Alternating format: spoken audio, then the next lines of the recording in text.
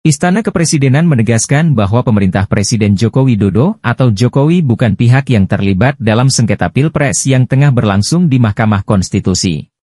Staf khusus Presiden dalam bidang hukum Dini Purwono meminta supaya masyarakat mengikuti proses yang berjalan di MK.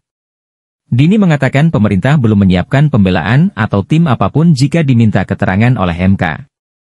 Pemerintah tidak melihat relevansi, sebab bukan pihak yang bersengketa dalam perkara Pilpres. Tidak ada alasan untuk terlibat dalam persidangan MK, kata Dini dalam pesan singkat pada Kamis, 28 Maret 2024. MK menggelar sidang pemeriksaan pendahuluan PHPU Pilpres 2024 yang terbagi dalam 2 sesi pada Rabu, 27 Maret.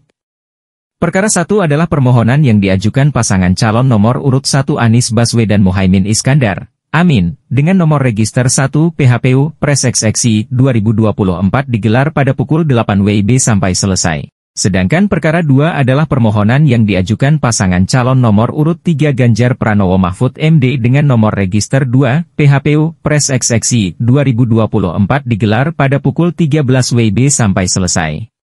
Dalam persidangan kemarin, anggota Tim Hukum Nasional Amin, Bambang Wijoyanto, mengatakan Presiden Jokowi menggerakkan atau membiarkan menteri di kabinetnya memenangkan calon presiden dan calon wakil presiden nomor urut 2 Prabowo Subianto Gibran Rakabuming Raka. Para menteri itu, kata dia, melakukan kampanye mendukung Prabowo Gibran. Bambang menyebut beberapa menteri yang diduga melakukan kampanye memenangkan Prabowo Gibran seperti Menteri Koordinator Perekonomian Airlangga Hartarto, Menteri Koordinator Bidang Maritim Investasi Luhut Panjaitan, Menteri Investasi Bahlil Lahadalia, Menteri BUMN Erick Thohir, Menteri Pertanian Andi Amran Sulaiman, Menteri Agama Yakut Kholil Qomas, hingga Wakil Menteri Agraria dan Tata Ruang Raja Juli Antoni.